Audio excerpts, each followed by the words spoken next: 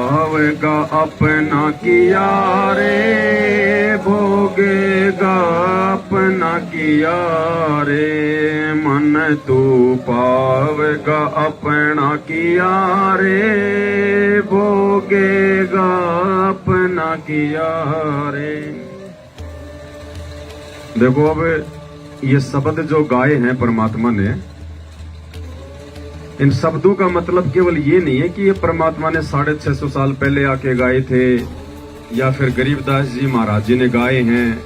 तो या तो ये शब्द, ये शिक्षा, ये उदाहरण, ये सावधानियां हम ये सोचे कि भाई ये तो या तो 650 साल पहले जो 64 लाख थे उनके लिए कही थी परमात्मा ने, या फिर गरीबदास जी ने अपने भक्तों के लिए कही है। नहीं, वो भगत भी हम ही थे, चाहे हम गरीबदास जी के समय में थे, चाहे हम 650 साल पहले थे। परमात्मा हम जैसे निकम्मों के पीछे हमेशा जो है वो भटकता रहता है। तो ये मंत्र दे दे के, ये पांचों यज्ञ करवा करवा के परमात्मा ने हमारे को यहाँ तक लेके आना था वर्तमान में। और आज से पहले की जितनी भी सावधानियां हैं, जितने भी ये किस्से, कहानियां, उदाहरण हैं, ये सब आज आप और हमारे लिए हैं। तो परमात्मा कह रहे हैं, सतगुरु रामपाल जी भगवान इस शब्द के माध्यम से इतना ज्ञान देने के बाद में, देखो जैसे ही हम कोई कबीर जी बोले या साहिब बोले तो ये ना सोचना कि वो दाढ़ी मूछ वाला ही साहिब है, वो ही कबीर है, वो कुछ नहीं। अब वर्तमान में जो गुरुजी हैं ये साहिब हैं, ये कबीर हैं। हमारी सुरती हमारे गुरुजी पे जानी चाहिए कि ये साहिब है, ये कबीर है, ये करतार है, ये धनी है, ये अल्लाहू अकबर है। यानी भगवान का जो भी उपमात्मक नाम हमारे को देखने या सुनने को मिले तो हमारे को वो शकल ध्यान में नहीं आनी चाहिए जिस शकल में परमात्मा आए थे पहले और उनके नाम पड़े थे। हमें अपने गुरुदेव भगवान की याद आनी चाहिए, उनका शकल ध्यान में आनी चाहिए। लेटेस्ट है, वर्तमान है, ये प्रेजेंट है। तो परमात्मा आप और हमें समझा रहे हैं इस शब्द के माध्यम से कि मन तू पावेगा अपना किया रे, भोगेगा अपना किया रे। हम भक्तों को कह रहे हैं परमात्मा कि भैया मैंने तो पूरा ज्ञान दे दिया, पूरा भक्ति विधान बता दिया, अच्छे बुरे कर्म कुकर्मों की जानकारी दे दी। अब जैसा तुम करोगे भक्ति मार्ग पे, आचार व्यवहार, रहन सहन, चाल चलन, बोल चाल, तुम्हारा पहनावा, अब उन कर्मों के फिर वो परिणाम तुम स्वयं ही भोगोगे। धर्मराज के दरबार में तुम ये दोष देने के लायक नहीं रहोगे, योग्य नहीं रहोगे कि हमारे को किसी ने जानकारी नहीं दी, हमारे को किसी ने बताया नहीं भगवान के बारे में या भक्ति के बारे में या एक भगत बनने के बारे में। क्योंकि परमात्मा भी कहते हैं कि अनंत कोटि बाजी जहां हम रचे सकल ब्रह्मांड, और गरीब दास में क्या करूं यो काल करे जीव खंड। परमात्मा भी कहते हैं मैं भी असमर्थ हो जाता हूं, समर्थ होते हुए जब ये जीव मेरी मर्यादा तोड़ देता है, मेरे वचनों पे नहीं चलता है। तो हर प्रकार से सारा सब कुछ समाधान बता के फिर गुरुजी कह रहे हैं कि भाई अब जैसे 2014 वाला कांड हुआ, गुरुजी जेल में बैठ गए, तो अब गुरुजी ने हमें जो पढ़ाया है, जो सिखाया है, जो समझाया है, वो हमने अपने जीवन में लागू करना है और उसी आधार से आगे हमारा बचाव होगा और हमारी भक्ति बनेगी। और दूसरा कोई तरीका नहीं है। कोई सोचे भाई मैं गुरुजी के पैरों में पड़ जाऊंगा, लिपट जाऊंगा, गुरुजी में 1 लाख का जो है खुला पाठ करवा दूंगा। परमात्मा इन चीजों का भूखा नहीं है। मालिक अपने वचन में बंधा हुआ है और परमात्मा खुद अपना वचन नहीं तोड़ सकता। तो परमात्मा कह रहे हैं कि अब आज के बाद, यानी नाम दीक्षा लेने के बाद, ये ज्ञान लेने के बाद में, सतनाम लेने के बाद में भगत जो है समझदार हो जाता है। तो परमात्मा कहते हैं अब भाई जो तू करेगा इस भक्ति मार्ग पे, जो तू बोएगा तू खुद ही वो काटेगा। मेरे को दोष मत देना उसके बाद कि गुरुजी मैं तो भक्ति भी कर रहा था और भक्ति करते करते मेरे साथ ये हो गया है। परमात्मा कहते हैं बस मन तू भोगेगा अपना किया रे, मन तू पावेगा अपना किया रे। मन तू पावेगा अपना किया रे, भोगेगा अपना किया रे। मन तू पावेगा अपना, भोगेगा अपना किया रे। अब और हमें ज्यादा सावधान करने के लिए गुरुदेव भगवान समझा रहे हैं कि आज से पहले मेरी शिक्षाओं को ना मान के किन किन लोगों ने महादुख उठाए। राजा राम की कार उलंगी सीता लंक मंझारे। राजा राम की कार उलंग सीता लंक मंझारे। सेतु बांध जब सेना उतरी चढ़ गए पदम 18। मन तू पावेगा अपना किया रे। राजा राम की कार उलंगी सीता लंक मंझारे। सीता का उदाहरण देके परमात्मा हमें समझा रहे हैं मर्यादाओं के विषय में, क्योंकि वर्तमान का जो समय चल रहा है गुरु जी की गैर हाजिरी का, ये मर्यादाओं के ऊपर ही निर्भर करेगा। परमात्मा ने ज्ञान दे दिया, अब उसके बाद में जो भगत जिस मर्यादा और वचन में रहेगा, परमात्मा उस मर्यादा और वचन के आधार से उस भगत के साथ में रहेंगे। जितना वो परमात्मा की तरफ बढ़ेगा उतना ही परमात्मा उसकी तरफ बढ़ेगा। जबरदस्ती परमात्मा अब किसी की गोद में ना बैठने वाला, ना किसी को बैठाने वाला है, वरना फिर तो परमात्मा ने सबका साथ देना पड़ेगा, जो दुष्ट है उनका भी, जो भगत है उनका भी। तो विधान बना दिया परमात्मा ने, जैसे गवर्नमेंट हमारे लिए एक रोड बना देती है और फिर नियम बता देती है कि भाई 60 की स्पीड पे चलना है या 100 की स्पीड पे चलना है, आगे ब्रेकर है, ऐसे कोई घुमाव है। अब वो ड्राइवर अगर उस नियम को फॉलो करेगा तो गाड़ी सही चलेगी, नहीं तो एक्सीडेंट कर बैठेगा। तो भक्ति मार्ग भी एक रोड है, ये समझ लो। और हमने परमात्मा के वचन में रह के, मर्यादाओं में रह के, हर प्रकार से सावधानी में होकर चलना पड़ेगा, उसी में हमारी भलाई है। तो बाकी तो रामायण हम सब ने सुनी रखी है। जब लक्ष्मण जी सीता जी के व्यंग मारने से कि भाई तेरे तो मन में दोष है, तू चाहता है कि तेरा भाई मर जाए, तू मुझे अपनी औरत बना ले, जब यहां तक उनको बोल दिया तो उनसे रहा नहीं गया और उन्होंने कहा कि माता चलो कोई बात नहीं। उन्होंने चारों तरफ एक और रेखा खींच दी, लक्ष्मण रेखा, कि आप इससे बाहर मत जाना। लेकिन उसने उस बात पे ज्यादा गौर नहीं किया और नॉर्मल में ले लिया, हल्के में ले लिया उसको। और रावण काल साधु का रूप बना के आ गया। रावण ने एक बार तो उसको पार करने का प्रयास किया तो बिल्कुल आग जो है अग्नि की लपटें उठी। उसने देखा भाई ये तो कोई जबरदस्त कोई मंत्र शक्ति है। फिर उसने वहीं से उसको फिर डराना शुरू कर दिया। देखो हमें गुरु जी ने नाम दे दिया, मर्यादा दे दी। अब जब तक वो गुरु रेखा हमारे साथ में है, मर्यादा में हम हैं, तब तक ये काल रूपी रावण हमारा कुछ बाढ़ भी वाका नहीं कर सकता। ये प्रयास करेगा लेकिन रावण की तरह इसको वापस होना पड़ेगा।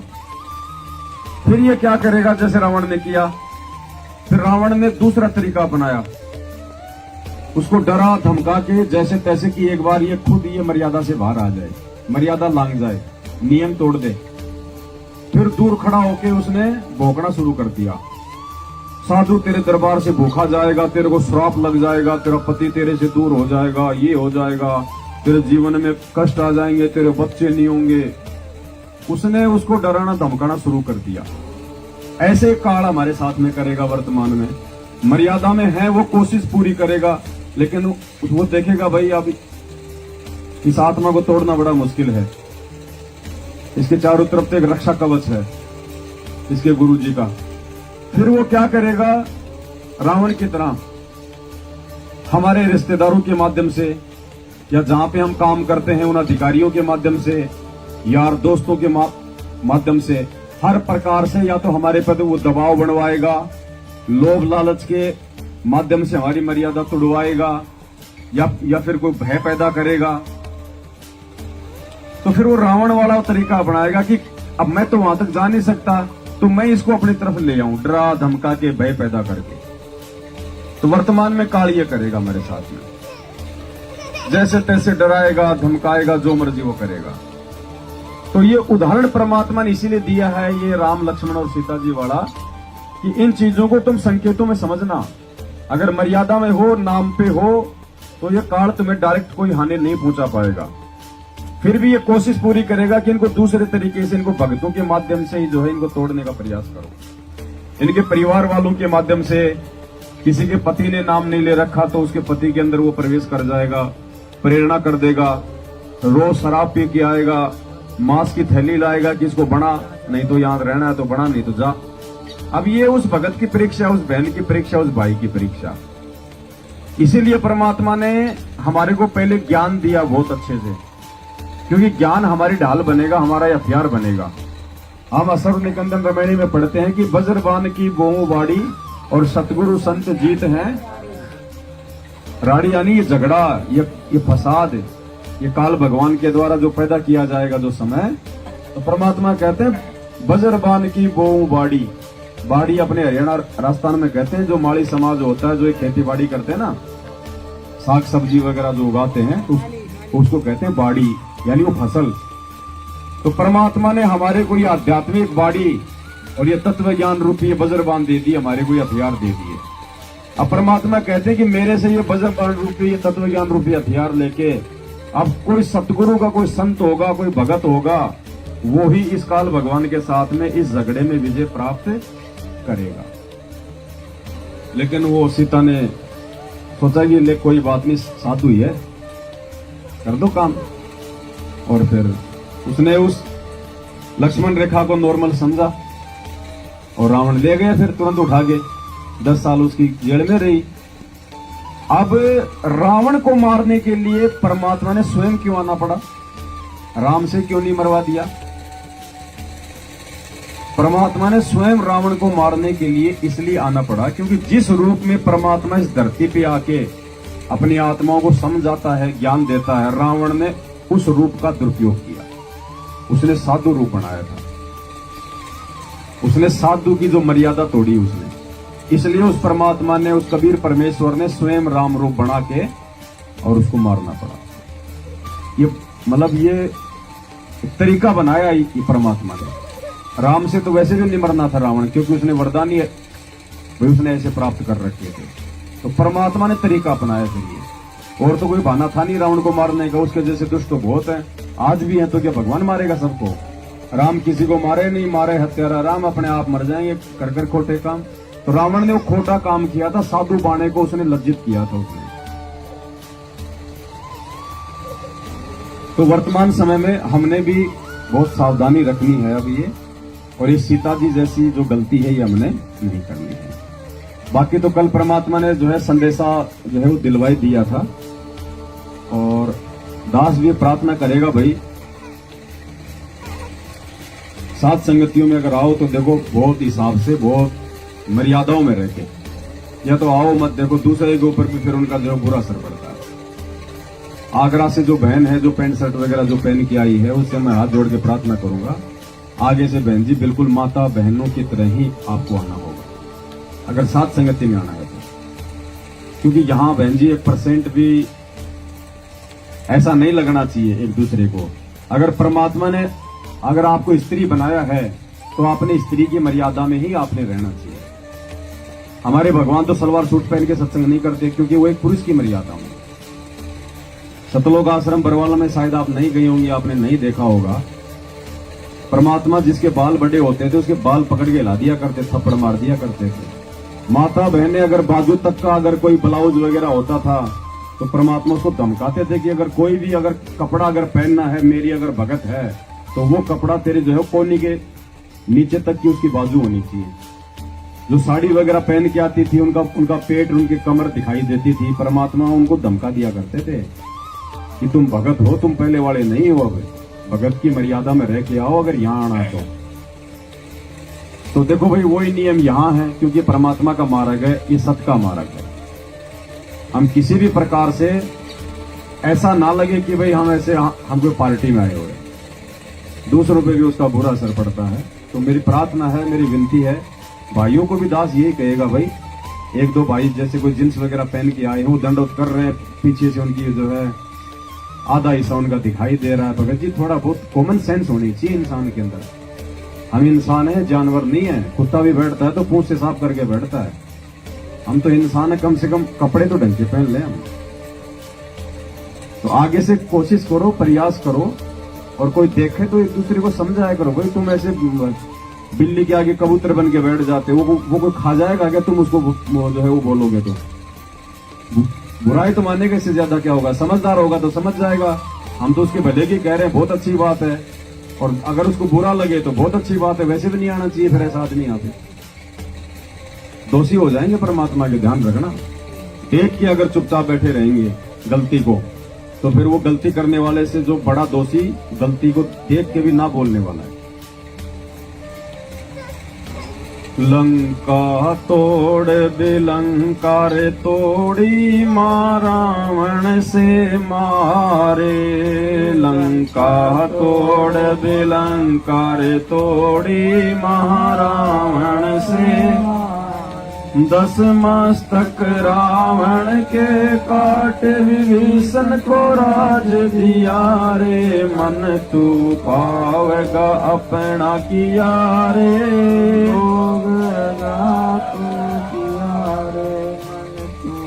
पावेगा अपना किया रे, होगा।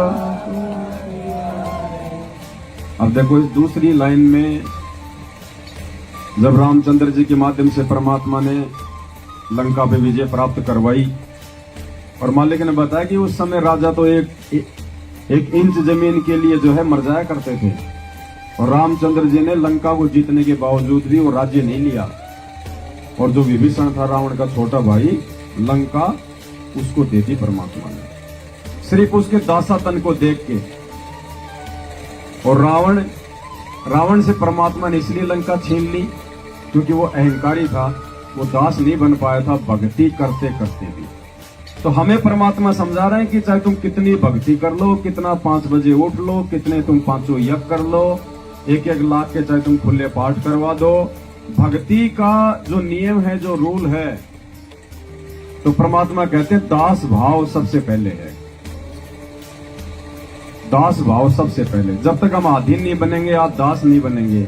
अब हनुमान जी वैसे तो बलवान थे, और पता नहीं उन्होंने लाखों मार दिए होंगे राम रावण के युद्ध में, ये भगत के लक्षण तो नहीं होते ना।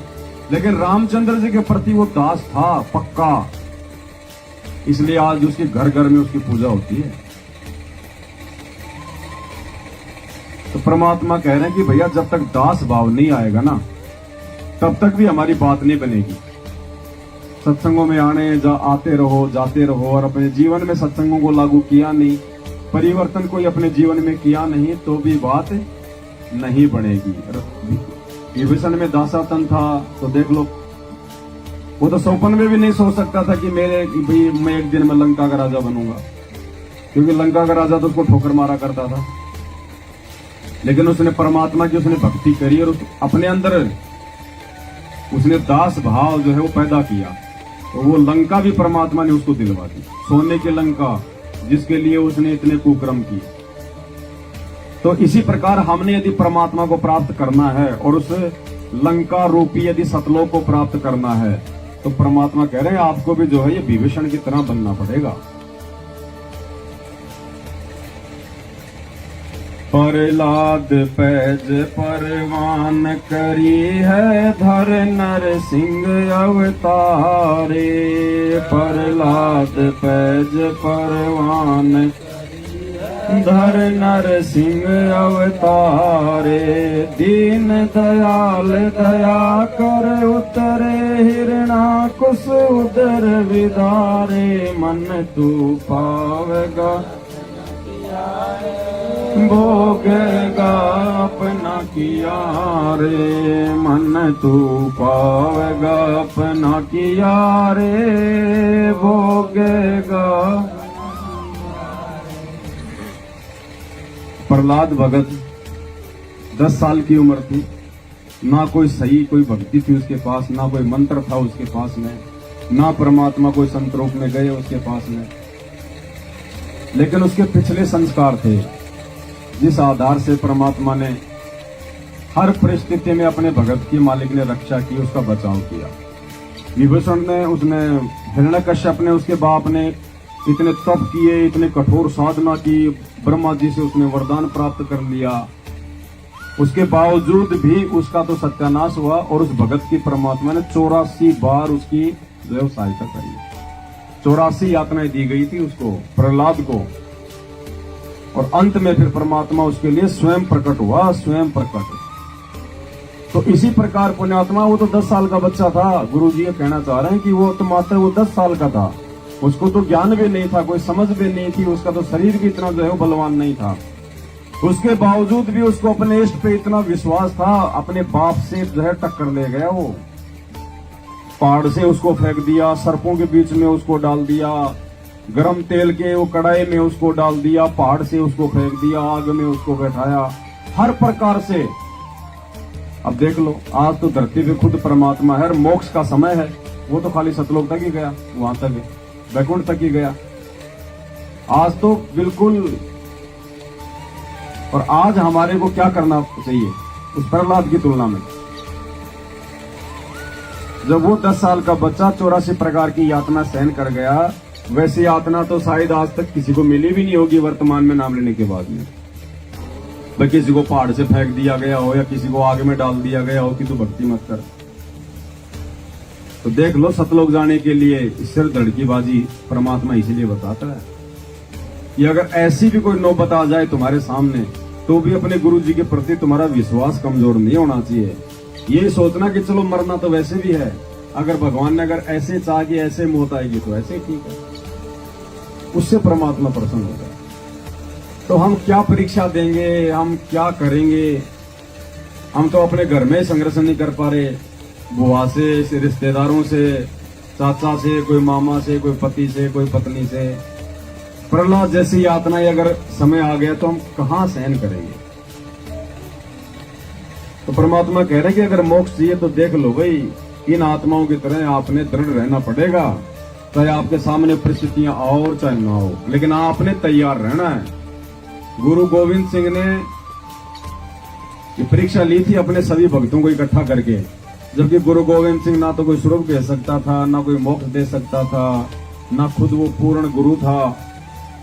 और खाली वो तो मुगलों के खिलाफ जो है वो लड़ाई लड़ रहा था, क्योंकि उस समय जो मुगल थे वो जबरदस्ती जो है वो मुसलमान बना रहे थे।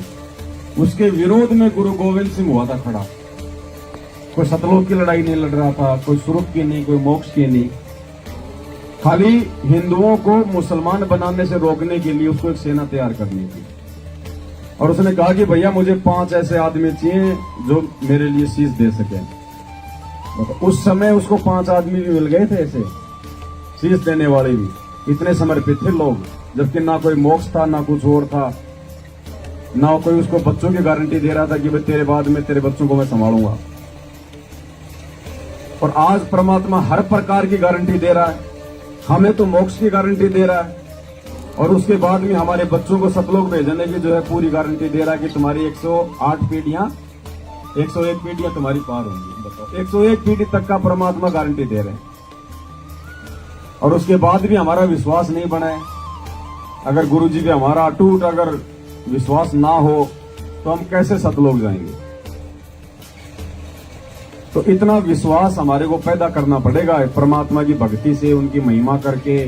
किस्से कहानियां 27 साल से गुरुजी ने इसलिए सुनाई है कि हमारे अंदर जो है दृढ़ता आ जाए। और ये दृढ़ता जब तक हम गुरुजी की पहचान नहीं करेंगे तब तक नहीं आएगी हमारे अंदर। और गुरुजी ने अपनी पहचान करवाने के लिए 7 संगतियां रखवाई हैं। तो हर प्रकार से हर आत्माओं को परमात्मा ने दया करके हर चीज से ढंग से परिचित करवा दिया है।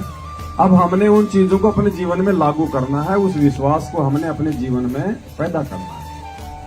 खाली सुनते रहेंगे, आते रहेंगे, जाते रहेंगे, इससे भी कोई फायदा नहीं। पहले कम से कम हम सुधरे, हर प्रकार से एक भगत बने। कोई दूसरा देखे तो उसको लगे यार ये कुछ है, कुछ अलग है, ये उसको लगना चाहिए।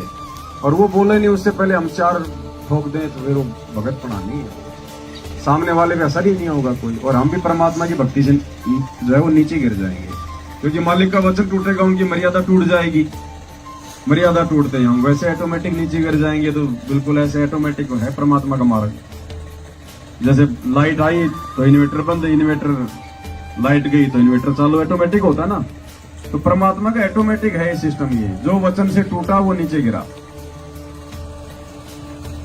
हाँ हा हो बंदे होते तोलत है बल भारे, हा हो बंदे तोलत है बल भारे, गज और गरा बने भव सागर 10 सहस्र अधिकारे, मन तू पावेगा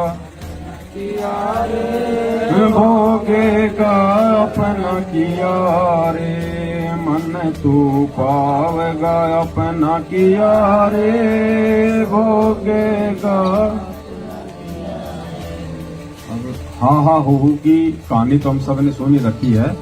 इसके माध्यम से परमात्मा हमें ये समझाना चाह रहे हैं कि भक्ति में आने के बाद भी, भगत बनने के बाद भी अगर हमारे अंदर ये ईर्ष्या रहेगी, मान बढ़ाई रहेगी, ऊंच नीच की भावना रहेगी, तो भी हम भक्ति मार्ग पे फेल हो जाएंगे। अब ये दोनों हा हो ये तपस्वी थे।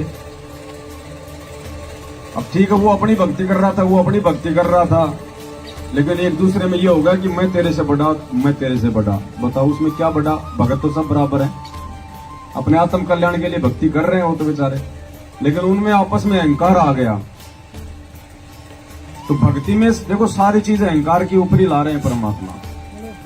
मालिक कहते हैं आधीनी के पास है पूर्ण ब्रह्म दयाल, यानी जो अधीन है, जो भगत हर प्रकार से, कहते हैं उसके पास में परमात्मा रहेगा, उसके साथ में परमात्मा रहेगा। ब्रह्म बिनानी होत है सतगुरु शरणा लीन, और सुबर सोई जानिए जो सब सेती, ब्रह्म बिनानी होत हैं सतगुरु शरणा लीन। जिसको सतगुरु ने अपनी शरण में ले लिया, कहते हैं वो भगत यहाँ के जगदीश के बराबर हो जाता है, यहाँ के ब्रह्म के बराबर हो जाता हो।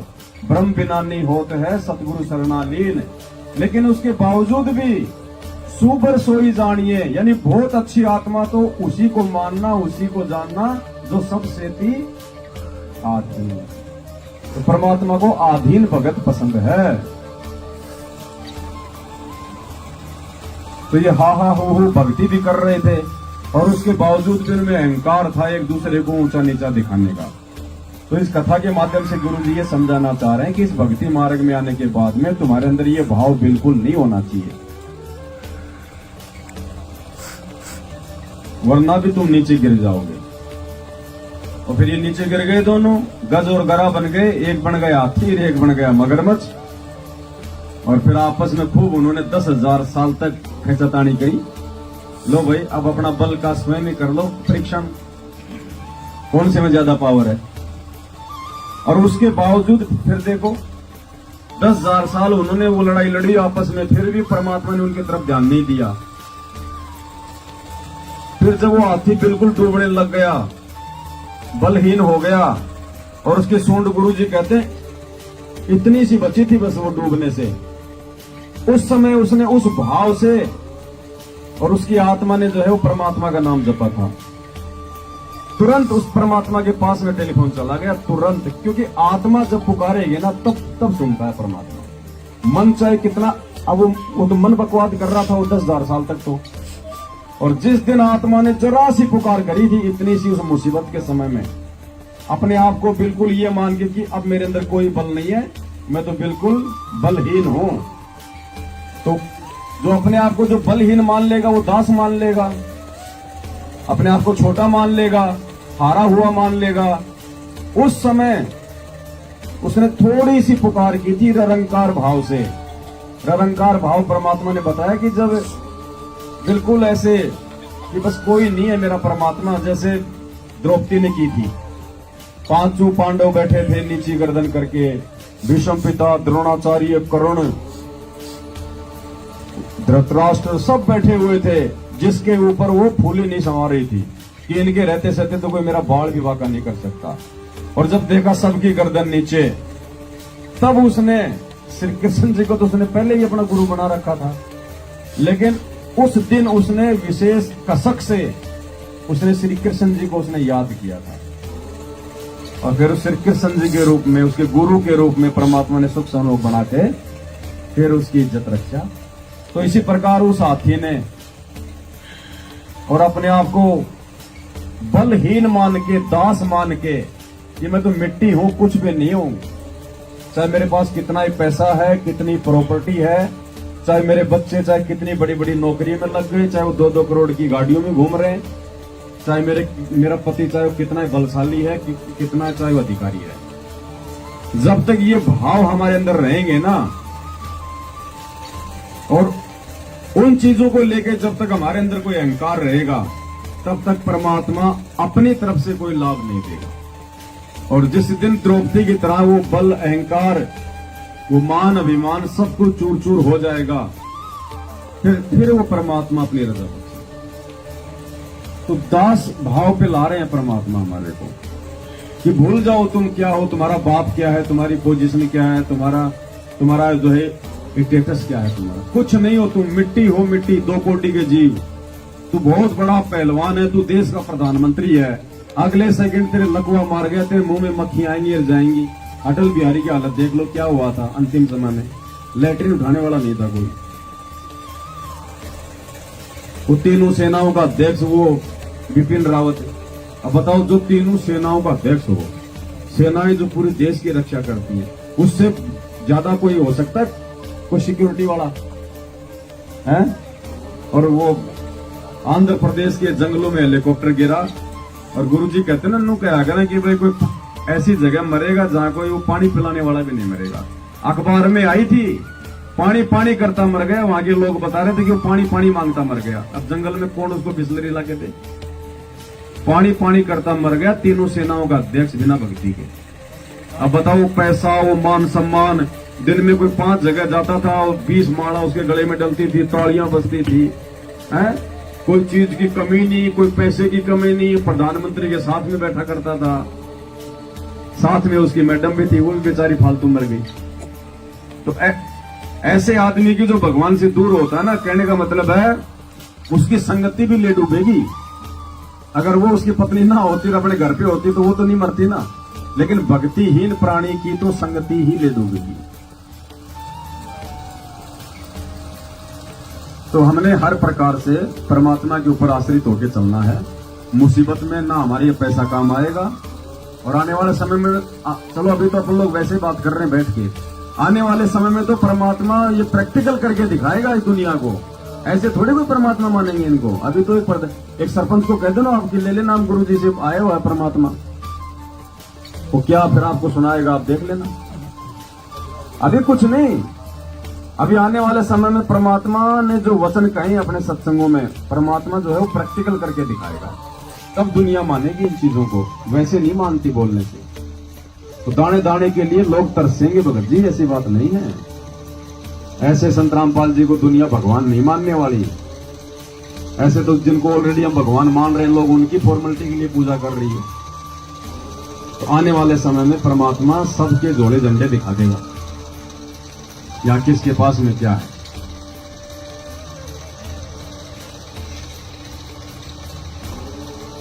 सांस घटा बलहीन भया, जब खींच लिया मझधारे। सांस घटा बलहीन जब खींच लिया मझधारे। अर्ध नाम रसना से तेरा सुमृत है रंकारे। मन तू पावेगा भोगेगा अपना किया रे। मन तू पावेगा अपना किया रे, भोगेगा। सांस घटा बलहीन भया, जब खींच लिया। अर्ध नाम रसना से तेरा। राम का नाम भी गुरु जी कहते पूरा नहीं ले पाया, बस मैं भी नहीं निकला पूरा ढंग से, इतने में पानी में चला गया। इस भाव को परमात्मा कहना चाह रहे हैं कि जब तुम इस भाव से, जब तुम ये प्रथम नाम या सतनाम जो भी नाम मिल गया तुम्हारे को, इन मंत्रों का जाप जब तुम इस भाव से करना शुरू करोगे, लेकिन ये भाव वैसे नहीं बनते नॉर्मल समय में। ये भाव तो विशेष परिस्थिति में बनते हैं। थोड़ा भयंकर बीमार हो गया, एक्सीडेंट हो गया, हॉस्पिटल में एडमिट हो गया, या तो उस समय भाव बनेंगे ही, या खुद के ऊपर ऐसी कोई आपत्ति आ गई भयंकर कि अब कोई बचाव नहीं है, या उस समय अंदर से क्योंकि वो पीड़ा सी हो जाती है, वो जो वेदना होती है ना, उस वेदना में जो नाम रटा जाता है ना, वो है वो निरंकार। वैसे नहीं होती है, वैसे तो या तो फिर ज्ञान से होगी, और ज्ञान और प्लस में जब आपकी नॉर्मल स्थिति होगी ना, बिल्कुल दाने दाने के लिए आप मोहताज होंगे, उस समय वो भाव बन सकते हैं। पति बहुत बड़ा अधिकारी है, तुमने नाम भी ले लिया, ज्ञान भी रोज सुन रहे हो, वो भाव नहीं बढ़ेगा। घर में जब तक बढ़िया सारी चीजें हैं तब तक भाव नहीं बनेंगे। तो या तो जो है वो परमात्मा का मान के कि मालिक मेरा कुछ नहीं है, आज दे रखा, पता नहीं कल मेरा है कि नहीं, और वैसे भी नहीं है, या तो सब कुछ भगवान को समर्पित करके भगवान का मान के अगर हम चलेंगे तो हमारे भाव बन सकते हैं। मालिक कहते हैं ना कि एक तो तुम नॉर्मली बोलते रहते हो, तन मन धन सब तेरा, तेरा तुझको अर्पण, क्या लागे मेरा प्रभु, क्या लागे मेरा। और जब गुरु जी कहते हो देने का समय आता है, तो परमात्मा कहते हैं तन मन धन सब मेरा, कि ये तो है ही मेरा, नालायक तू तो फालतू में अपना मान के बैठा है। तन मन धन सब मेरा, और ये मेरा जब मुझको वापस देगा तब कालजा फाटेगा तेरा। जब देने का समय आता है, जब तू पीछे हटता है। तो एक होता है बोलना, एक होता है उस चीज को लागू करना। तो हमने ये परमात्मा का ही है, और है भी परमात्मा का ही, क्योंकि परमात्मा ने भीख में दे रखी है, किस ब्रह्मांड इस काल को भीख दे रखी है, और उस भिखारी से हमने प्राप्त कर लिए। यानी हमने तो डायरेक्ट भगवान से भी नहीं मांग रखे, भगवान ने जिसको भीख दे रखी है हमें तो उस भिखारी से ले रखे हैं, और फिर भी हम इसको अपना मान के बैठे हुए। तो इनका जितना सदुपयोग हो सके हम परमात्मा की भक्ति में, सेवा में करें। और भाई जिसके पास नहीं है ना, वो तो बहुत अच्छा है, बहुत बढ़िया है। अब हमारे जैसा मान लो कोई किराए के मकान में है, तो हम तो सौपन में भी नहीं सोचते कि भगवान कोई जो है 50 गज का भी मिल जाए, सोचा ही नहीं, कभी नहीं सोचा। पहले तो परमात्मा ने वैसे ही नहीं सोचने दिया नाम लेने से पहले, क्योंकि नाम लेने से पहले तो वैसे ही कुछ था ही नहीं पास में, वैसे बस मन में अपने आप में पता नहीं क्या समझा करते थे, बाकी था कुछ नहीं। एक मोटरसाइकिल खरीदी थी नाम लेने से पहले, वो भी जो है किस्तों पे खरीदी थी, उसकी भी पता नहीं रो पीट के हुई कुछ जो है वो किस्तें पूरी। और नाम लेने के बाद तो फिर परमात्मा ने ऐसा ज्ञान दे दिया, अब तो कोई इच्छा ही नहीं भगत जी। अगर कोई भाई अगर कोई ये कह दे ना भगत जी मेरा 500 गज की मेरी कोठी है चंडीगढ़ में, भाई तू तेरी कोठी को तेरे पास ही रख। परमात्मा कहते मन लागियो मोरो यार फकीरी में, जो मालिक कहते ना वो वाणी है कुछ ऐसा, जो आनंद है गरीबी में वो ना ही रे अमीरी में, मन लागियो मोरो यार। तो जब ये ज्ञान हो जाएगा, क्योंकि हमें सच्चा भगवान मिल गया, अगर कोई नकली होता तो ये अंदर नहीं हो सकता, फिर तो पता नहीं हम लोगों को ठगने की सोचेंगे और 2 के 4 बनाने की हम सोचेंगे, क्योंकि नकली खुद ही अपने भक्तों को लूट लूट के पता नहीं क्या क्या उन्होंने जो प्रोजेक्ट उन्होंने खोल रखे हैं। ये जितने भी नकली संत है ना, ये पैसा इनका जाता कहाँ है? आप देखना इनकी टाउनशिप और इनकी बड़ी बड़ी कॉलोनियां और इनकी बिल्डिंगें मिलेंगी, इनकी सारा पैसा 2 नंबर में लगाते हैं, फिर ये दूसरे धंधों में, वरना ये कहाँ रखेंगे? ये खुद तो खाली 500 रुपए का पीड़ा पीड़ा कपड़ा पहन के रहते हैं, ये खुद थोड़ी दिखावा करते हैं, अंदर ही अंदर पता नहीं इन्होंने क्या क्या स्कीम सेट रखी है, सारा पैसा उधर लगता है इनका बिजनेस में, पार्टनरशिप में। तो हमें तो सच्चा भगवान मिल गया, सच्चा ज्ञान मिल गया, इसलिए अंदर से इच्छा नहीं है इन चीजों की। अब जैसे कोई आदमी है भगत वीर, उसने अपना लंबा चौड़ा काम छेड़ रखा है, तो अब वो एकदम से नहीं हट पाएगा वो पीछे, वो सोचेगा पता नहीं अब मैं पीछे हटूंगा तो पता नहीं क्या होगा, नॉर्मल भी धंधा रहेगा कि नहीं रहेगा, खाऊंगा क्या, 20 प्रकार की टेंशन। और जो शुरू से ही जो बिल्कुल जो जमीन पे है उसको कोई टेंशन नहीं, उसके तो और भाव बनते हैं परमात्मा में, और उसको दृढ़ता आती है, क्योंकि उसके ज्यादा खर्चे नहीं फालतू के, ज्यादा उसकी भागा दौड़ नहीं है, तो ज्यादा समय वो परमात्मा को देगा, और ज्यादा समय परमात्मा देगा तो परमात्मा उसको दृढ़ता देगा, और जब दृढ़ता देगा। और देखो एक चीज और भी है, जब आपके पास कुछ होगा ही नहीं ना, तो आपके ऊपर परमात्मा आपत्ति भी नहीं आने देगा। ये गारंटेड बात है। जिस भगत के पास में खूब माया है, भगत भी है संत रामपाल जी का, और पैसा भी खूब है, आप देख लेना संकट भी उसके ऊपर खूब आएंगे, और हर संकट का सामना वो पैसे से करेगा। जब तक पैसा है, कोई बीमार हो गया लाखों रुपया लगा देगा। अब मेरे जैसा है, घर में कोई बीमार हो ही नहीं सकता। जब कुछ है ही नहीं हमारे पास में और भक्ति कर रहे हैं परमात्मा की, तो परमात्मा को भी मालूम है कि अगर बीमारी आ गई तो ये लगाएगा कहां से, तो परमात्मा वो आने नहीं देगा बीमारी। देखो गरीबी के भक्ति मार्ग में कितने फायदे हैं। आपको शारीरिक रूप से परमात्मा दुखी नहीं होने देगा। मान लो को पता है कि इसका दिमाग खराब होगा बेचारे का उल्टा, तो परमात्मा वो आफत ही नहीं आने देगा आपके ऊपर, क्योंकि आप माया से दूर हैं। तो कितना फायदा है, समस्या नहीं आने देगा भगवान। और आप भी गई तो परमात्मा कहते हैं ऐसा अगर कोई भगत होगा जो समर्पित होगा, वो चाहे पैसे वाला हो चाहे वो गरीब हो। देखो परमात्मा ने पैसे को जो है बुरा नहीं बताया। अगर किसी भगत के पास में अच्छा खासा पैसा है तो मालिक ने कहा कि ये तो इसके पिछले जन्म के दान पुण्य है, उसकी अच्छी बात है, परमात्मा ने दिया उसको ताकि आगे और अपने वो कर्म बनाए, वो तो अच्छी बात है, लेकिन उसने उसका सदुपयोग करना पड़ेगा। उस माया का अगर उसने सदुपयोग किया तो वो माया उसके लिए ठीक है, वरना नहीं। अब किसी को बढ़िया मकान दे रखा तो अच्छी बात है, उसके संस्कार हैं, वहां बैठ के मालिक की भक्ति करे, अपने भगत भाइयों को बुलावे, परमात्मा की चर्चा करे, तो उस मकान का उस कोठे का कोई सदुपयोग है, वरना कोई सदुपयोग नहीं है उसका। तो अगर दे भी रखा भगवान ने तो हम उसका सदुपयोग करें उसी भगवान की सेवा में, तो परमात्मा उस चीज को मेंटेन रखेगा।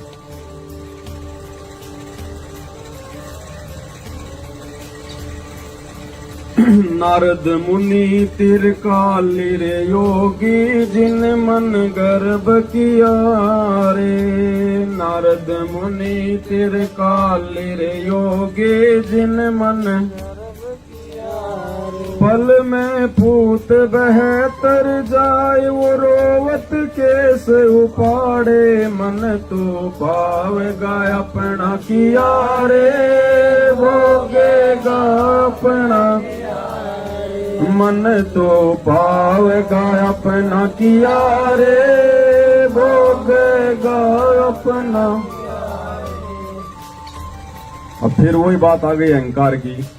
नारद मुनि तेरे काली योगी जिन मन गर्भ। नारद जी तपस्या करके आए और विष्णु जी को बोले भगवान मैंने तो कामदेव की विजय प्राप्त कर दी। अब काल ने देखा भाई ये तो सारे अगर विजय प्राप्त करके बैठ जाएंगे तो मेरा क्या होगा। मेरे देख लो अहंकार आ गया ना कि मैंने तो विजय प्राप्त कर दी भगवान, अब मुझे काम नहीं सता सकता। तो इस भक्ति में अगर हमारे जरा सा भी अगर किसी चीज का अहंकार आ गया कि भगत जी मैं तो सुबह 5 बजे उठ जाता हूं, ठीक है अच्छी बात है 5 बजे उठना भक्ति करना, लेकिन अहंकार भाव से नहीं, दिखावे के भाव से नहीं। ऐसे ऐसे बहुत गए। तो भगत जी परमात्मा है ये, इस भक्ति मार्ग में खोट नहीं चलेगा। या तो वास्तव में जो दास होगा वही टिक पाएगा, जबरदस्ती का दास कोई बनेगा वो फंस जाएगा। तो नारद जी को भी ये अहंकार आ गया। अहंकार आ गया तो परमात्मा तो अहंकार को तोड़ता भाई, और तोड़ा उसने परमात्मा ने। ठीक है अगर मालिक की दया से अगर कोई सही भक्ति कर रहा है तो बहुत अच्छी बात है, लेकिन दिखावा नहीं उसका।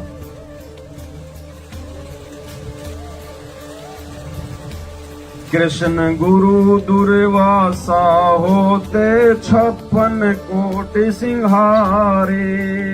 कृष्ण गुरु दुर्वासा होते 56 कोटि सिंहारे। अम्बरीश कह चले अपूठे दुर्वासा से हारे। मन तो पावेगा अपना भोगेगा अपना किया रे। मन तो पावेगा अपना किया रे भोगेगा। कृष्ण जी का गुरु दुर्वासा एक तरफ तो 56 करोड़ यादव मार दिए उसने अपने वचन से, और अपने आप में आंडी पाक गया, दुनिया में उसका नाम हो गया, पता नहीं क्या समझ बैठा। और उधर फिर राजा दुर्वासा उसके अमरीश के पास में गया तो परमात्मा ने कथा सुनाई रखी है, उसी की पिस्तौल उसी के कनपट्टी पे लग गई, सुदर्शन चक्कर। तो हमने इन महापुरुषों के जीवन से हमने शिक्षा लेनी है। कि गुरुजी कह रहे हैं कि इतनी बड़ी बड़ी तोप होके जाल ली, उनका भी जो है बक्कल उतरा है बिना अधीनी के, बिना दास भाव के। जबकि हम तो ऑलरेडी, हमारी तो परमात्मा कहते हैं तेरी क्या बुनियाद प्राणी तू पेंडा पंथ पकड़ दो, तेरी तो औकात ही नहीं है वैसे भी। और उसके बाद भी अगर तू मुंह पर मुंह करके चलेगा तो तेरे साथ तो क्या बनेगी, सीधा गलेगी उन्हीं में।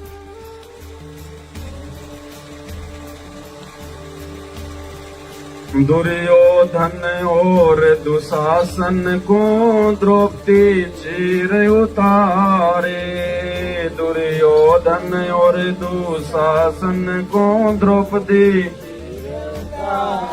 अंधे को पीन दई थी, वो बढ़ गए अनंत अपारे, मन तू पावेगा अपना किया रे, भोगेगा अपना किया रे, मन तू भोगेगा अपना किया रे। दुर्योधन और दुशासन को द्रौपदी चीर उतारे, और अंधे को कोपिन दी थी, वो बढ़ गए अनंत। तो परमात्मा ने बताया कि अगर किसी के अगर पिछले जन्म के अगर कोई संस्कार नहीं है, भाई जिसके बलबूते पे तुम्हारी कोई रक्षा हो सके, सुरक्षा हो सके, वर्तमान जीवन भी तुम्हारा ठीक ठाक चले भक्ति मार्ग पे, अगर पिछले नहीं है तो गुरुजी कह रहे हैं कि वर्तमान में तुम्हारे पास में मौका है संस्कार बनाने का। ये केवल संत रामपाल जी की भक्ति में ही बन सकते हैं वर्तमान में, बाकी दुनिया में किसी संत की भक्ति से, किसी देव देवता की भक्ति से वर्तमान में संस्कार नहीं बनेंगे कि तुम्हारे को वर्तमान में उसी भक्ति से, उसी दान पुण्य से तुम्हारे को लाभ मिल जाए। और नकलियों के शरण में आने के बाद भी वो पिछले ही द्वार खुलेंगे, क्योंकि वर्तमान में तो भक्ति है ही नहीं उनके पास, तो संस्कार तो कोई जगह बन ही नहीं सकते। तो केवल संत रामपाल जी की भक्ति से, इस कबीर परमात्मा की भक्ति से ही वर्तमान में वर्तमान का किया हुआ हमारे को मिल सकता है, अगर कोई पिछला नहीं है तो। उदाहरण दिया परमात्मा ने द्रौपदी का, द्रौपदी का जो है कोई पिछला दान पुण्य नहीं था कोई किसी जन्म का, जिससे उसकी इज्जत रक्षा होती। इसलिए परमात्मा ने उसी जन्म में जब वो कंवारी थी, एक अंधे का रूप बना के उसका 9 इंच का साड़ी का टुकड़ा दान के रूप में, और उसी जन्म में परमात्मा ने उसको अनंत दे दिया। तो गुरु जी कह रहे कि वर्तमान में ये वो भक्ति है कि इस वर्तमान में भी भक्ति करते करते भी परमात्मा तुम्हारे घर में, तुम्हारे शरीर में कोई आपत्ति नहीं आने देगा, अगर तुम मर्यादा में रह के भक्ति करोगे तो। मर्यादा तोड़ के चाहे कितना दान पुण्य कर लो, उसका कोई लाभ। तो वर्तमान में अगर भक्ति करते करते भी अगर कोई भगत ये कहता कि मैं दुखी हूं, मैं परेशान हूं, कम से कम 4 या 5 साल बाद, उससे पहले नहीं। परमात्मा ने हर चीज समझा रखी है। एक आम का पेड़ बोओगे 5 साल पहले तो वो भी आम नहीं देगा, चाहे तुम कितना प्रयास कर लो, उसकी भी देख रेख करनी पड़ेगी। तो गुरुजी ने बताया कम से कम तुम्हारे को 5 साल देने पड़ेंगे इस भक्ति को, 5 साल। और 5 साल के बाद में भी अगर तुम्हारे घर में कोई लाभ नहीं है, तुम्हारे को शरीर में लाभ नहीं है, तो भाई फिर इस भगवान की त्रुटि नहीं है, तुम्हारी अपनी त्रुटि है। ये परमात्मा तो भंडारे भर देगा ये देखो। और शुरू से मर्यादा में रहेंगे तो आपत्ति नहीं आने देगा परमात्मा। और 5 साल बाद तो परमात्मा ने, ये तो विधान है परमात्मा का, 5 साल दे दो इस भक्ति को कोई मर्यादा में रह के। भले वो मांग मांग के खाया करता था, उसके बाद वो दोनों हाथों से लोगों को लुटाएगा। ये वो भक्ति है परमात्मा की, बिना मांगे देता है परमात्मा, बिना मांगे। सतगुरु रामपाल जी भगवान की। देखो ये तरीका चाहे कोई भी हो, लेकिन हमने कोशिश करनी है, हमने अपने बाप के जो है कोटे से लेना है। अब नाम लेने के बाद जैसे किसी का धंधा बहुत अच्छा चल जाता है, वो लेना कोई लेना नहीं है, वो तो खुद की कमाई खुद ही खा रहा है, वो कोई समझदारी है क्या? भगत जी नाम ले लिया, 5 साल हो गए, धंधा मेरा तो रफ्तार पकड़ रहा भगत जी, बस चिंता मत। वो पहले 5 लेबर थी, 20 हो गई। वो तो मूर्ख आदमी है, अपना खुद का धन खुद ही खा रहा है, बर्बाद कर रहा है। अब मैं मेरे खाते में से पैसे निकाल के मैं अपने कोई काम में लगाऊं, कोई सामान खरीद लाऊं, तो मेरा तो नुकसान हो रहा ना, उल्टा मेरा तो खाता खाली हो रहा है। तो परमात्मा उस भगत को देगा कहां से? उसकी भक्ति से देगा, क्योंकि उसको धन ही चाहिए था। तो वो तो नुकसान में जा रहा है उल्टा। और एक बिल्कुल 0/0 होने के बाद भी परमात्मा कोई अगर वो कमी नहीं होने दे रहा, इसका मतलब वो अपने बाप के कोटे से खा रहा है। तो हमने कोशिश करनी है अपने बाप के कोटे से खाने की, क्योंकि हमारे पास इतनी भक्ति है नहीं। अपने तो भक्ति को अपने को तो बचा के रखना है, ये तो ऊपर जाने के काम आएगी। तो इस भक्ति से नहीं लेना, मांगना है नहीं कभी परमात्मा से भूल के भी। अगर भक्ति कर रहे हैं तो मांगने की वैसे आवश्यकता नहीं है, क्योंकि हमारा भगवान कोई हनुमान जी तो है नहीं जो उनको पता नहीं चलेगा, वो घंटा बजाएंगे तब पता चलेगा। ये तो अंतर्यामी भगवान है। अगर मर्यादा में है तो आवश्यकता से पहले दे देगा परमात्मा, और जिसको नहीं मिल रहा है आवश्यकता से पहले, तो भैया उसकी कोई मर्यादाओं में उसकी कोई दृष्टि में दोष है फिर उसकी। ये तो परमात्मा अभाव हो सकता है, ऐसी बात नहीं है, लेकिन वो अभाव नहीं होगा जो आपको भक्ति से डगमग कर दे। वो अभाव नहीं होने देगा परमात्मा। अगर यदि आप मर्यादा में हो तो, और मर्यादा में हो तो फिर तो भैया टांग भी टूट सकती है, मौत भी हो सकती है, कुछ भी हो सकता है। मर्यादा अगर ये 2 प्रकार से है। अगर आपके ऊपर कोई आपत्ति आ रही है तो इसके 2 तरीके हैं उसको जांचने के, कि भाई ये मर्यादा खंडन के कारण मेरे ऊपर आपत्ति आ रही है, या फिर परमात्मा की तरफ से मेरी कोई जो है परीक्षा ली जा रही है। अगर आपत्ति आती है तब आपके ऊपर आपत्ति आई, और वो आपत्ति अगर आपको भक्ति से डगमग नहीं करती है, आपके विश्वास को नहीं तोड़ती है, और उस आपत्ति में भी यदि आपका अपने गुरु जी के प्रति कोई दोष नहीं होता है, भक्ति करने से आपकी इच्छा अगर उल्टी सीधी नहीं होती है, आपका मन अगर और करता है भक्ति करने में आपत्ति के समय भी, तो वो परमात्मा की तरफ से एग्जाम है, वो परीक्षा है। और एक समस्या ऐसी आ गई जो आपको भक्ति से दूर कर दे, आप गुरु जी में दोष निकालने लग जाओ, तो वो फिर आपकी मर्यादा टूटने के कारण है, जो आपके मन में दोष पैदा करेगी, आपको भक्ति से दूर करेगी। वरना कैसी भी समस्या हो, अगर आपका अपने गुरु जी और भक्ति पे दृढ़ विश्वास है, तो वो परीक्षा है फिर वो परमात्मा की तरफ से। और अगर समस्या आ रही है, टांग टूट गई, छोरे की टांग टूट गई, और घर में नुकसान हो गया, कोई काम धंधे में कोई ढंग से नुकसान हो गया, तो भाई वो मर्यादा खंडित है, ये पहचान है ये। अगर भगवान की तरफ से समस्या है तो भगवान आपके मनोबल को नहीं गिरने देगा, चाहे कितनी बड़ी आपत्ति क्यों ना आ जाओ। एक तो होता है कि भाई आपने अपनी पत्नी से अपने घर में कोई झगड़ा कर लिया, थप्पड़ थप्पड़ मार दिए, अब वो आपको छोड़ छाड़ के वो चली गई, या उसने कोई फांसी खा ली, कुएं में पड़ गई, तो आपकी मर्यादा टूटी है, उसमें तो आपको नुकसान ही हो गया। और एक आप भक्ति कर रहे हो और उधर से वो कहेगी या तो बाबा रामपाल रहेगा इस घर में, या मैं रहूंगी, और उस समय आपके मन में यह आ रहा कि अभी निकल, बाबा रामपाल ही रहेगा, तो वो आपत्ति जो है वो वैसी आपत्ति नहीं है, फिर वो परीक्षा है। अगर वो घर से निकल जाती है तो फिर वो आपकी कोई मर्यादा टूटने से नहीं जा रही, वो परीक्षा है फिर आपकी, जिसने आपको और ज्यादा मजबूत किया है कि ये औरत ये पहले तो इतनी अच्छी थी जो है वो दिखाई दिया करती थी, और एकदम से इसने तो मतलब सिंह पहना लिए, तो वो मालूम पड़ जाएगा भगत को ऑटोमेटिक कि भाई मेरी जो है मर्यादा टूटने के कारण समस्या आ रही है, या फिर कोई परमात्मा की तरफ से कोई परीक्षा है।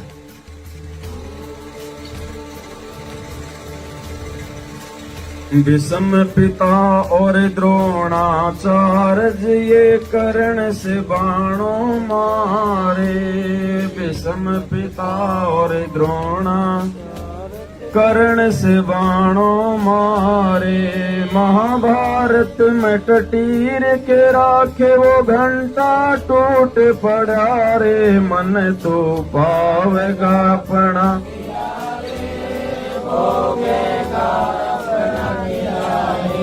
मन तो पावगा अपना किया रे भोगेगा।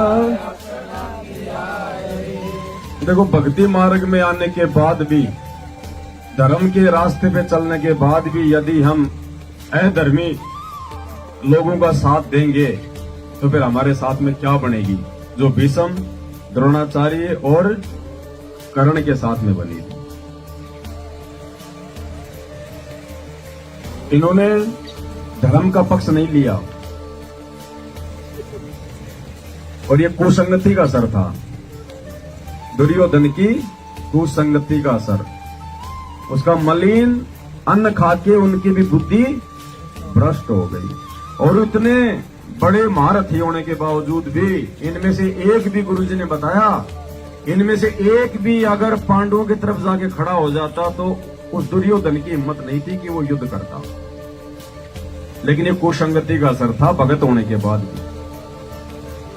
और मालिक ने बताया कि चाहे तुम कितना ही अच्छे हो, चाहे तुम कितने भगत हो, अगर तुमने जरा सा भी अगर इस भक्ति मार्ग में अगर अपनी मर्यादाओं को तोड़ दिया, डगमग कर दिया, अधर्मी लोगों का साथ दिया, तो परमात्मा का सहारा हट जाएगा। तो परमात्मा कह रहे जो महाभारत के युद्ध में एक टटीरी जो पक्षी थी उसके अंडों की तो भगवान ने इंद्र के हाथी का घंटा तोड़ के रक्षा कर दी, और जो पूरी जो मतलब धरती तोड़ने की जो हिम्मत रखते थे उनको जो है बाणों से छलनी किया गया वहां पे। तो हमने हमेशा धर्म के मार्ग पे ही चलना है, धर्म का ही साथ देना है, चाहे हम जगत में बैठे चाहे हम भगत में बैठे। अपनी नियम मर्यादाओं, देखो ये नियम मर्यादा ही सबसे बड़ा धर्म है। और धर्म ये नहीं है कि हमने वो कम्बल बांट दिए, वो गेहूं बांट दिए, वो धर्म अलग है। भक्ति मार्ग के धर्म की बात हो रही है, तो भक्ति मार्ग का सबसे बड़ा धर्म है भक्ति। परमात्मा के वचन में रह के, मर्यादा में रह के भक्ति करना हमारा सबसे बड़ा धर्म है। नेक नीति में रहना, जो आचरण परमात्मा ने बता दिया उसको अपने ऊपर लागू करके रखना, ये सबसे बड़ा धर्म है। इस धर्म से नीचे गिरेंगे तो हमारे साथ में भी अंत में भीष्म, पिता, द्रोणाचार्य और ये कर्ण जैसी बनेगी। हो सकता है इस जीवन में तो बहुत अच्छा हो जाए, कोई बड़ी बात नहीं है, मर्यादा भी तोड़ दी, फिर भी कोई बात नहीं, बड़ा शान से जिए 60-70 साल और अंत में मालूम मरे तो भी दिक्कत नहीं हुई। लेकिन अगला जन्म फिर पता नहीं कहां मिल जाएगा, कोई जानवर का मिल जाए, फिर वो नीचे गिराएगा। भाई 33 कोटि यज्ञ में आए वो 67-88 सारे, 33 कोटि यज्ञ में वो 87-88 सारे, 12 कोट वेद के वक्त वसुपच का शंख बजारे, मन तो पावेगा अपना किया रे भोगेगा अपना, मन तो पावेगा अपना किया रे भोगेगा अपना। देखो भक्ति और अभक्ति का परमात्मा ने बताया है।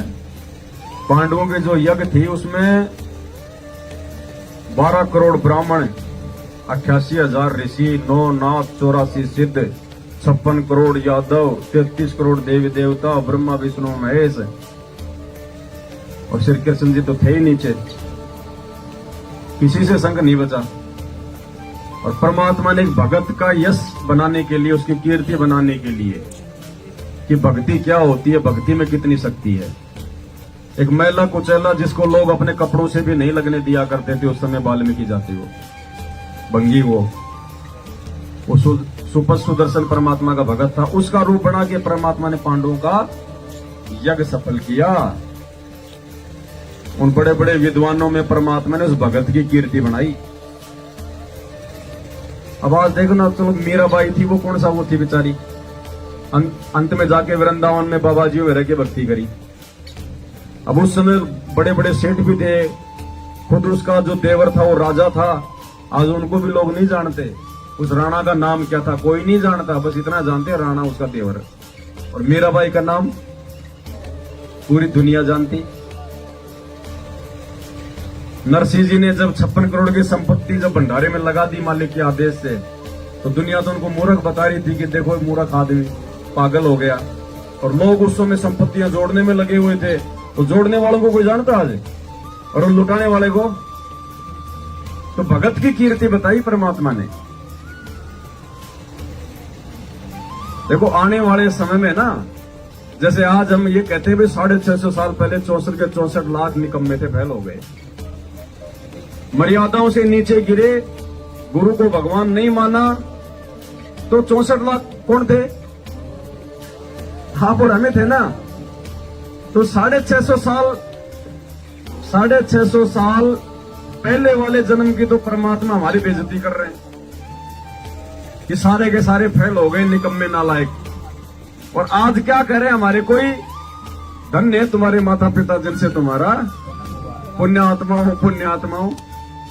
तो हमने जो आचरण किया भक्ति मार्ग पे 650 साल पहले, इंसान तो वही है, आत्मा तो वही है, लेकिन आचरण के कारण देख लो, खुद भगवान हमारी इज्जत भी कर रहा है और हमारी बेइज्जती भी कर रहा है। 650 साल पहले की बात आती है तो कहते सारे फेल हो गए, निकम्मे। और आज क्या कह रहे हैं कि तुम्हारा सौभाग्य है, तो तुम्हारा जैसा भाग्य नहीं किसी का। पुण्यात्मा, तुम्हारे पुण्यों की कोई जो है वो गिनती नहीं। आज हमारी बढ़ाई कर रहे हैं परमात्मा। तो आत्मा तो वही है ना, लेकिन आचरण की बढ़ाई कर रहे हैं। तो हमने भक्ति मार्ग पे अपने धर्माचरण को बना के रखना है।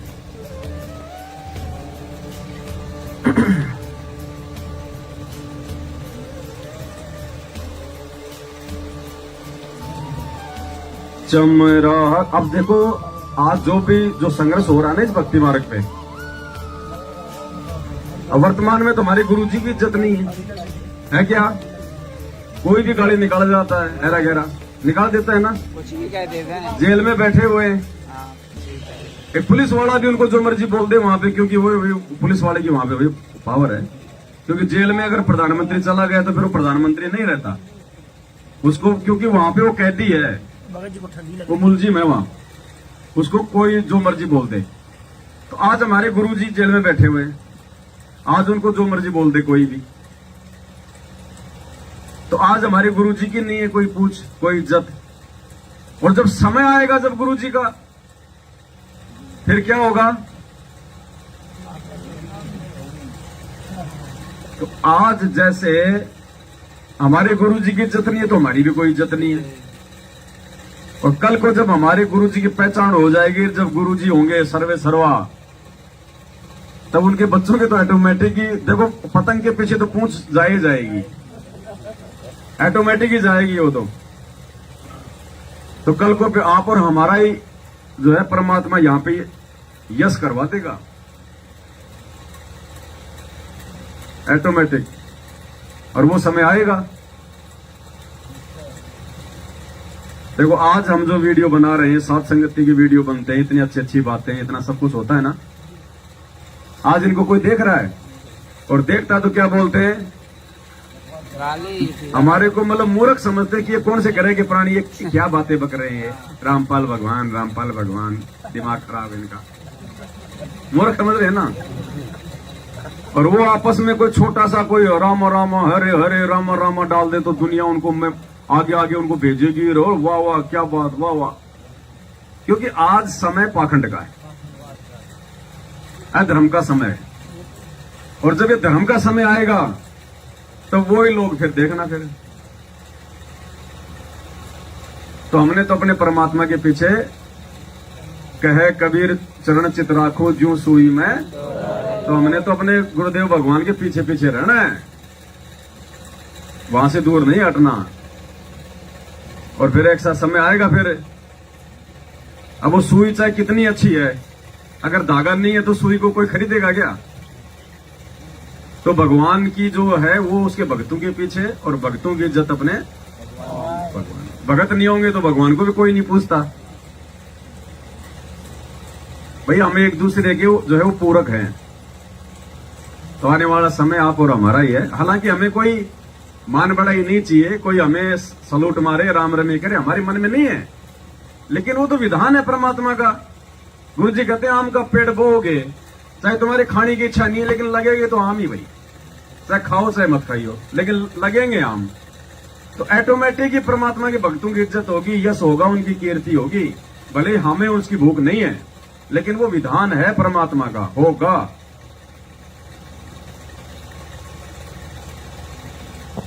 चमरा कनक जनेऊ काडे विपर पंडित सब हारे। चमरा कनक जनेऊ काडे विपर पंडित सब, जुल्हे के घर बालद आइयो के सो से बन जा रे। मन तो पावेगा अपना किया रे, भोगेगा अपना मन तो।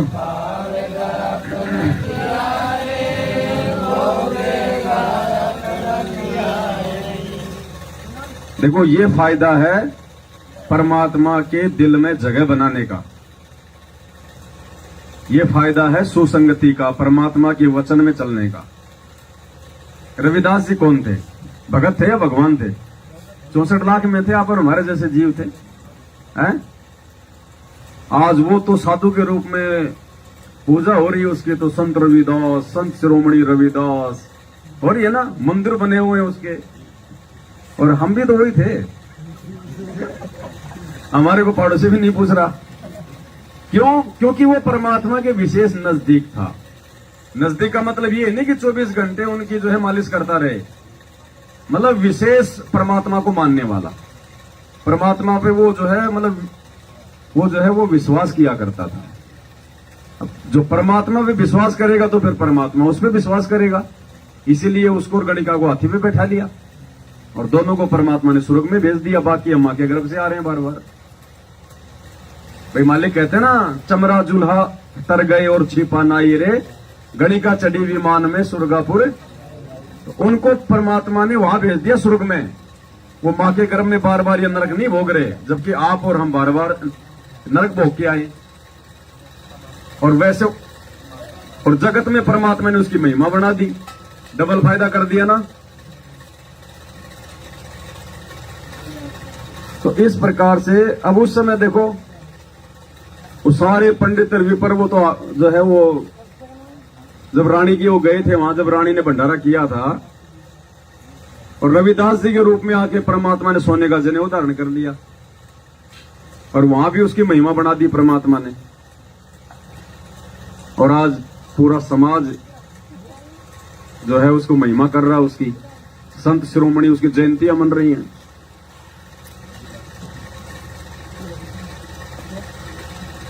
तो कहने का मतलब है इस परमात्मा के नाम से, इस परमात्मा की भक्ति और मर्यादा से ही यश है, बाकी कोई यश नहीं है। जीते जी भी और मरने के बाद भी इस परमात्मा की भक्ति से ही यश है। तब हमारा भाई था रविदास, आज हमारा वो गुरु बन के बैठा है। भाई जिन्होंने अभी तक नाम नहीं लिया, जिनको जानकारी नहीं है, आज उनका वो गुरु बन के बैठा हुआ है। तो ऐसे परमात्मा की भक्ति से देखो क्या फायदे हैं। मीराबाई को मारने लागे वो जहर का प्याला प्यारे। मीराबाई को मारने लागे वो जहर का प्याला, पीवत ही अमृत हो लाग्या वो होगा सरद ही यारे। मन तो पावेगा अपना,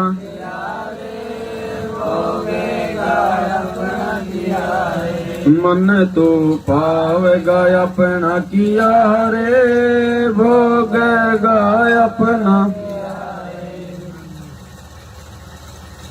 अब देख लो मीरा भाई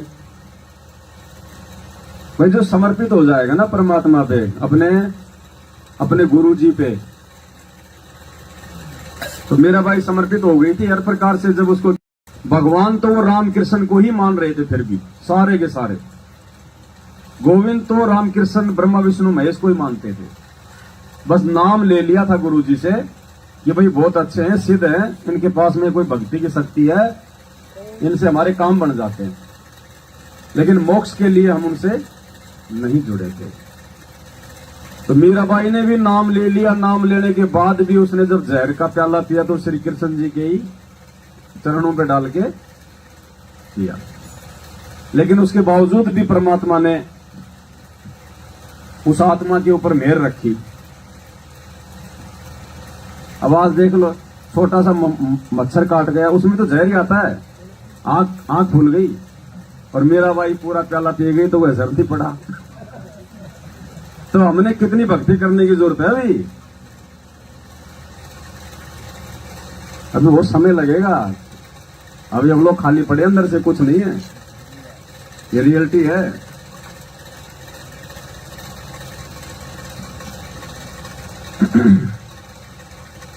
हाँ, बाकी अगर मर्यादा में हैं तो फिर परमात्मा ने, फिर तो मालिक का रूल है।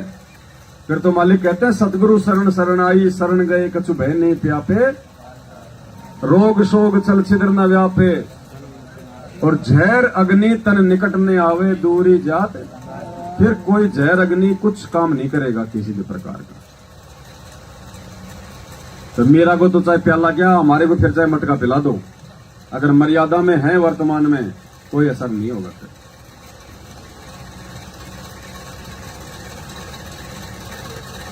भाई कंस के से चानोर खपावण वो जीतन मल अखाड़े, कंस के से चानोर वो जीतन मल अखाड़े, कृष्ण को तो यश दिया है ये कबीर ने कारज सारे, मन तो पावेगा अपना किया रे, भोगेगा अपना, मन तो पावेगा अपना किया रे, भोगेगा अपना। अब देखो पुण्यात्माओं, ब्रह्मा विष्णु महेश और इनके अवतार राम कृष्ण तक के सारे काम ये परमात्मा ही स्वयं करता है। इनमें भी इतनी पावर नहीं है, जबकि ये त्रिलोकीनाथ है। अब राम रूप में रावण को किसने मारा? परमात्मा ने। हिरण्यकश्यप को नरसिंह रूप में किसने मारा? परमात्मा ने। और यहां क्या कह रहे गुरुजी? कृष्ण को तो यश दिया है ये कबीर ने कारज सारे। कौन से? कंस के सी चानोर खपावी, जो ये जितने भी जो थे राक्षस, इन सब को उस परमात्मा ने ही मारा है। श्री कृष्ण जी तो खाली अर्जुन के तरह धनुष बाण लेके खड़ा था कि ये मैंने तो सब मार रखे, तो निमित्त मात्र। तो सारे काम हमारे गुरुदेव भगवान कर रहे हैं, इनको तो खाली झूठी महिमा शून्य के अंदर में नहीं करते ना हम। तो इसमें महिमा तो इनकी कर रखी है। तू पल में कर दे पैमाल और फलाना दिखना कर रखा ना, और भस्मासुर के आगे दौड़ के जा रहा। वो काहे का वो पैमाल कर देगा पल में, जब अपने भगत के आगे जो है बल्कि 100 की स्पीड में भग रहा है। तो उसमें गुरुजी ने लिखा कि हमने खाली इनकी झूठी महिमा करनी है, इनको ये खुश करना हमने कि हम तुम्हारे गुणगान कर रहे हैं, ताकि हमारे को यहाँ की सुविधा। बाकी ये करने डरने के, जैसे छोटा बच्चा है वो 5 किलो का मूसल यूं पकड़ता है। अब ऊपर से तो उसके बाप ने पकड़ रखा, उसने खाली हाथ लगा रखे हैं, और उसका दादा कहेगा ओ मेरा बेटा पहलवान बन गया, भाई मूसल पकड़ लिया, और वो खुश होगा मैंने मूसल उठा लिया, जबकि ऊपर से उठाओ जो है उसके दादा ने रखा है। तो इन भगवानों की तो गुरुजी ने ये स्थिति बताई है कि हमने तो इनको खाली झूठा, इनको जो है प्रसन्न करना है, ताकि यहाँ की सुविधाएं देते रहें बस। बाकी ये करने धरने के कुछ नहीं है ये। तो सारे काम ये परमात्मा कर रहा है भगत जी। तो जब इनके कर रहा है, जो काल के इशारे पे सारे काम करते हैं, तो हम तो परमात्मा के भगत हैं। हम तो जब हम अपने गुरु जी के इशारे पे काम करेंगे तो गुरु जी हमारे लिए कौन सी जो है कमी छोड़ देंगे? छोड़ेंगे क्या? बाप का चाहे छोटा बेटा मरे चाहे बड़ा मरे, गुरु जी कहते हैं ना उसको दर्द एक समान होता है। परमात्मा आत्मा देखता, शरीर नहीं देखता, चाहे वो मच्छर में हो चाहे हाथी में हो। तो परमात्मा के लिए कोई भी भगत छोटा नहीं है, कोई भी भगत उसके लिए बड़ा नहीं है, कोई विशेष जो है कोई प्रिय नहीं है या उनसे कोई दूर नहीं है। बस होना चाहिए वो भगत है। फिर चाहे वो काला पीला लूला लंगड़ा छोटा बड़ा अमीर गरीब, चाहे वो कैसा भी हो, वो हमें जो है लगे, लेकिन उस परमात्मा की नजर में तो वो चिकना भगत भी वैसा ही है और जो है वो सावला भगत भी वैसा ही है। क्योंकि हमारी दृष्टि जो है हो सकती है, हम जीव हैं, लेकिन उस परमात्मा की जो है वो दृष्टि, अब एक माँ का बच्चा है बिल्कुल ऐसा ही है अस्त व्यस्त, और दूसरा बेटा उसका बहुत अच्छा है, उस माँ की भी ज्यादा ममता जो थोड़ा बहुत जो मतलब जो अस्त व्यस्त है ना उसमें ज्यादा रहेगी। ये सोच के कि ये भोला है, इसको कोई ठग ना ले, ये आगे जाके क्या होगा। तो भगवान भी जब हम मर्यादा में होंगे तो भले हम गरीब हैं, हम चाहे जो मर्जी हैं, लेकिन उसकी विशेष हमारे ऊपर नजर रहेगी।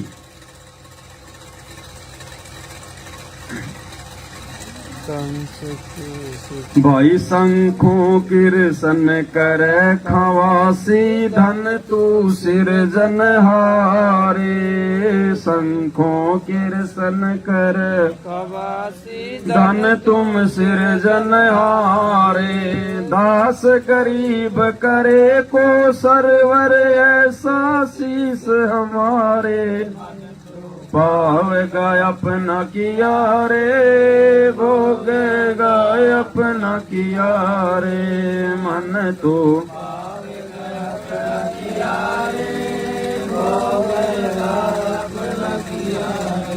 शंखों किरसन करे नौकरी, खवासी मानी नौकरी, धन तू सिरजन। तो भाई अपने गुरु जी इतने महान हैं, इतने समर्थ हैं, रामकृष्ण जैसे जिनके पानी भरते हैं। परमात्मा कहते हैं ना कि कौन सी वाणी है वो, काल तो पीसना, तो श्री कृष्ण जी तो बहुत छोटी चीज आ गई, काल के लिए कह रहे हैं गुरु जी। काल जो पीसना और जोरा यानी मौत, ये है पणिहार, और ये दो असली नौकर हैं ये परमात्मा के दरबार। तो जो परमात्मा के नौकर होंगे वो उसके बेटों के भी नौकर होंगे, हैं? जो है जो परमात्मा के जो अब मान लो अगर कोई सेठ के नौकर हैं तो सेठ के बच्चों के भी नौकरी हो गए वो। तो आज हमारे ऊपर ये सेठ बन के बैठे नौकर, सिर्फ हमारी कमजोरी के चलते। तो आज वो सेठ भाई वापस हमारे को छोटा सेठ बनाने के लिए आ गया, वापस ले जाने के लिए, जहाँ पे ब्रह्मा विष्णु महेश ये काल दुर्गा जैसे तो हमारी नौकरी करते हैं वहां पे। तो इनसे आस्था हटा के हर प्रकार से हमने और अपने गुरुजी में लगाने की, गुरुजी ने एक ही तो बात बताई, जो आस्था तुम्हारी सतलोक से आते समय इस काल में बनी थी, उतनी आस्था यहां से अगर तुम्हारी मेरे अंदर बनेगी तो तुम सतलोक जाओ। तो ये ज्ञान से बन सकती है, साथ संगति से बन सकती है, अच्छे विचारों से बन सकती है, भक्ति भाव से बन सकती है, पांचों यज्ञ करने से बन सकती है, और दूसरा इसका गुलामी चापलूसी करने से नहीं बनेगी। और गुलामी चापलूसी भी करो तो अपने भगवान की करो, उनके भाई बंधुओं की मत करना, ये तो बेड़ा गर्क हो जाएगा उनका। भाई बंधु के करने वाले तो ट्रोली के नीचे आके मर रहे हैं। अब जाके देखो, पूछ के उस घर में भक्ति हो रही है क्या? हो ही नहीं सकती। अकेला ही था वो तो भगत जी, और उसके गांव पड़ोस में कितने और आदमी। बात तो फैलती है, काल ऐसी बातों को तो ज्यादा फैलाता है ना, नेगेटिव बातों को तो, ताकि लोग इनसे दूर हटे और जुड़े नहीं मतलब।